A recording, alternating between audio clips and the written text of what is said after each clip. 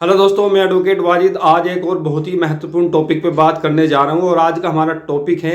कि अगर आप किसी ज़मीन की रजिस्ट्री करा रहे हो या किसी प्लॉट की रजिस्ट्री करा रहे हो तो आपने रजिस्ट्री कराते समय किन किन डॉक्यूमेंट्स की वेरिफिकेशन करनी है, किन कागज़ों को आपको देखना है ताकि आपके साथ किसी तरह की कोई फ्रॉड ना हो, किसी तरह की कोई धोखाधड़ी ना हो और आपके लाखों रुपए बर्बाद होने से बच जाए। कभी कभी ऐसा होता है कि हम रजिस्ट्री तो करा लेते हैं, रजिस्ट्री करवाने जाते हैं, लेकिन हम प्रॉपर क्या है डॉक्यूमेंट चेक नहीं कर पाते, या जो हमारे वकील होते हैं वो हमें पूरी जानकारी नहीं देते। फिर इसके बाद क्या होता है, हमारे साथ फ्रॉड हो जाता है, हमारे साथ धोखा हो जाता है और हम धोखाधड़ी का शिकार होकर हमारे लाखों रुपए क्या है बर्बाद हो जाते हैं। तो कैसे आप डॉक्यूमेंट्स को पूरी तरह से क्या है वेरीफाई कर सकते हैं, किन किन डॉक्यूमेंट्स को आपको चेक करना चाहिए, इस वीडियो में पूरी डिटेल आपको बताने जा रहा हूं। तो इससे पहले मैं वीडियो में आगे बढ़ूं तो आपसे मेरी रिक्वेस्ट है कि अगर आप मेरे चैनल पे पहली बार आए हो तो चैनल को जरूर सब्सक्राइब करें ताकि आपके लिए एक अच्छी जानकारी मैं ला सकूं, और प्यारा सा कमेंट भी हमें जरूर भेजें ताकि हमें पता चलते रहे कि आप हमारी वीडियो कहाँ से देख रहे हैं। तो आज का जो हमारा टॉपिक है वो है कि ज़मीन खरीदते समय, प्रॉपर्टी की रजिस्ट्री कराते समय, बेनामा कराते समय आपने किन किन बातों का ध्यान रखना है, किन किन डॉक्यूमेंट्स की वेरिफिकेशन आपने करानी है। सबसे पहली बात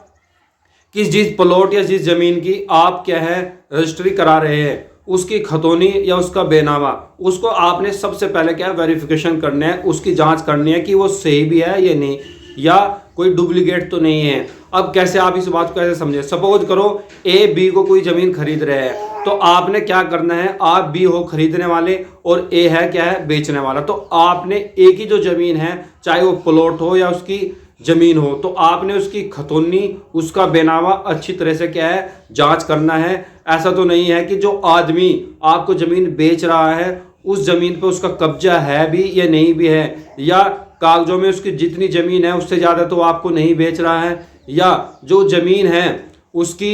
उसको बेचने का राइट कहाँ से आया, मतलब जो ए है उससे आप ज़मीन खरीद रहे हो तो आपने सबसे पहले क्या चेक करना है, उसके कागज़, उस ज़मीन का बेनामा या उस ज़मीन की खतौनी। और आपने उसमें देखना है कि क्या वो एक्चुअल में उस ज़मीन का मालिक है या नहीं भी है, क्या उसको वो ज़मीन बेचने का राइट है या नहीं है, उसने वो ज़मीन कहाँ से खरीदी, क्या उसको उत्तराधिकार में वो ज़मीन मिली, या वो प्लॉट उसने किससे खरीदा, उसकी पूरी जांच पड़ताल करके क्या है आपने आगे की प्रक्रिया करनी है। दूसरा पॉइंट, जो प्लॉट या जिस ज़मीन की रजिस्ट्री आप करवा रहे हो उसकी कोई डबल रजिस्ट्री तो नहीं हो पा रही है, क्या ये जो हमें ज़मीन बेच रहा है वो उसकी डबल रजिस्ट्री तो नहीं कर रहा, ये भी आपने क्या बिल्कुल बराबर चेक करना है। तीसरी बात, जो आप ज़मीन प्लॉट खरीद रहे हैं उसके ऊपर किसी तरह का कोई विवाद तो नहीं चल पा रहा, कोई मुकदमा तो नहीं है, उस पर किसी तरह का कोई स्टे तो नहीं है, ये भी बात आपने क्या है अपने वकील से वेरीफाई करा लेनी है बिल्कुल। और चौथी बात, जो आदमी ज़मीन बेच रहा है उसके पास उस ज़मीन को बेचने की एनओसी है, वो उसका पूरा मालिक है और उस ज़मीन पे उसका कब्जा है जो आपको बेच रहा है, जिसे आप खरीद रहे हो। और दोस्तों चौथी बात, जो उस आदमी की आईडी है, चाहे वो आधार कार्ड हो, पैन कार्ड हो, और उसका बेनामा है जिस ज़मीन को आप ले रहे हैं, चाहे वो खतौनी हो या बेनामा हो, उस आईडी में उसका नाम बराबर भी है या नहीं भी है, और जो खतौनी है उसके आदेश को आप पढ़िए, उसमें लेटेस्ट आदेश क्या हुआ है। अगर आप इनमें से किसी भी तरह की बातों को लेकर कन्फ्यूजन हो कि सर ये तो प्रॉपर्टी क्या है डबल रजिस्ट्री हो रही है, या इस पे किसी भी तरह का विवाद चल रहा है, या जो आपको जो ज़मीन बेच रहा है इसे बेचने का राइट नहीं है, या इस ज़मीन के ऊपर उसका कब्जा नहीं है, तो भाई प्लीज़ ऐसी ज़मीन को ना खरीदे, लालच में ना फंसे। कभी कभी ऐसा होता है कि हमें मंदी ज़मीन लगती है कि तो मंदी है या मंदा प्लॉट है तो हम खरीद लेते हैं, भाई हो सकता है कि वो आपको फंसा रहा हो। तो जिस ज़मीन को आप खरीद रहे हैं और जो उस ज़मीन को बेच रहा है, आपने इंपॉर्टेंट बात का ये चेक करनी है कि उसे बेचने का सर राइट है या नहीं है, और अगर राइट है तो उसे वो राइट कहाँ से मिला, मतलब उसने वो ज़मीन कहाँ से खरीदी, किससे खरीदी, और उस ज़मीन में उसका कितना हिस्सा है, कितना हिस्सा वो बेच रहा है, और जिस ज़मीन प्रॉपर्टी को आप खरीद रहे हो उसके ऊपर उसका कब्जा है भी या नहीं, ये बड़ी अहम बात है। मान लीजिए हमने ए से कोई ज़मीन या प्रॉपर्टी खरीद ली, अब हमने रजिस्ट्री तो उसकी करा ली, लेकिन पहले से इस पर कब्जा किसी और का चल रहा है, किसी ने कब्जा किया हुआ है। अब आप कैसे करोगे, कैसे उससे कब्जा हटवाओगे, फिर एक और मुकदमा। तो बेहतर यही है कि किसी भी ज़मीन को खरीदने से पहले, किसी प्लॉट को खरीदने से पहले आपने मोटी मोटी सी बात ये तय कर लेनी है। सबसे पहले उस ज़मीन पे कब्जा फिलहाल किसका है,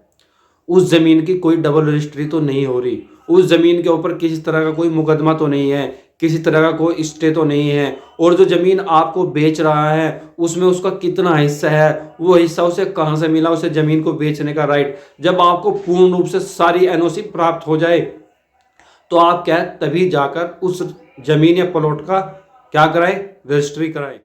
क्योंकि दोस्तों बहुत सारी बातें ऐसी होती, वकील भी आपको नहीं बताता ऑन द स्पॉट, तो आपने पूछना है कि मुझे भाई इस प्लॉट का, इस जमीन की पूरी क्या है वेरिफिकेशन कराओ, पहले मैं पूरी हर चीज चेक करना चाहता हूं कि इस पर किसी तरह का कोई मुकदमा तो नहीं है, किसी तरह की डबल रजिस्ट्री तो नहीं है, किसी तरह का कोई लोन तो नहीं चल रहा, क्या उसको बेचने का राइट भी है भी या नहीं, या उससे जमीन कहाँ से आई, तभी जाके आप जमीन खरीदे। वरना वकील क्या करते हैं, आप वहां जाते हैं, आपसे बेनामा लेते हैं, आपसे क्या लेते हैं, वो खतौनी ले लेते हैं और फटाफट लिखाई करवा के क्या है आपको थमा देते हैं। नहीं, बाद में आपको पछताना पड़ सकता है, आपके साथ फ्रॉड हो सकता है, आपके साथ धोखा हो सकता है। तो भाई सबसे इंपॉर्टेंट बात आपने ध्यान रखनी है। दूसरा, उसका सर्किल रेट आपको बराबर पता होना चाहिए। क्या होता है कि सर्किल रेट तो उसका कुछ हो रहा है, लेकिन आपने क्या किया, कम दिखा दिया, बाद में आपके यहाँ पे क्या नोटिस आ रहा है। तो बहुत सारी समस्याएं आपको झेलनी पड़ सकती है। जिसे आप पैसे दे रहे हो, जिस वकील को आप पैसे दे रहे हो, उसकी ड्यूटी बनती है भाई ये आपको बराबर हर चीज को समझाने की, आपको बताने की। अगर आप उस चीज से मुतमईन हो, सेटिस्फाइड हो, तब जाके अपना अगला स्टेप उठाए, तब जाके क्या है जमीन की रजिस्टर की प्रक्रिया शुरू करें। लेकिन अगर आप सेटिस्फाइड नहीं हो, आपको पता ही नहीं कि एक्चुअल मतलब रियलिटी क्या है, तो भाई ऐसे किसी भी लफटे में ना पड़े, लालच में ना फंसे, क्योंकि कच्चा लालच आपके लाखों रुपए बर्बाद कर सकता है। तो आज का जो मेरा टॉपिक है, मैंने आपको जो बताने की कोशिश की वो ये थी कि रजिस्ट्री कराते समय आपने किन किन डॉक्यूमेंट्स का ध्यान रखना है ताकि आपके साथ किसी भी तरह की कोई क्या है फ्रॉड ना हो। पहला डॉक्यूमेंट्स, उस प्लॉट की खतौनी या वो बेनामा जो आप खरीदना चाह रहे हैं, उसमें आपको पता चलेगा, उसकी ऑनलाइन वेरिफिकेशन कराएं कि इसमें किसी तरह की कोई क्या है गड़बड़ी तो नहीं है, जैसे लोन तो नहीं चल रहा, कोई मुकदमा तो नहीं चल रहा इसके ऊपर, ठीक है, या जो आप प्लॉट खरीद रहे हैं उसमें जो बेचने वाला है उसका बराबर अंश है या नहीं भी है, या उस पर कब्जा किसका है। बहुत सारी चीज़ें आपने क्या ध्यान रखनी है। तो चलिए, ऐसे ही जानकारी के लिए आप मेरे साथ जुड़े रहे। मेरे यूट्यूब चैनल वाजिद क्लासेस को जरूर सब्सक्राइब करें ताकि मैं लाता रहता हूँ आपके लिए तमाम ऐसी वीडियोस। और प्यारा सा कमेंट जरूर छोड़े ताकि मुझे पता चले कि मेरी वीडियो कहाँ से देख रहे हैं आप। ये जरूर हमें बताएं कि आप हमें कहाँ से देखते हो। Thank you so much, take care and all the best.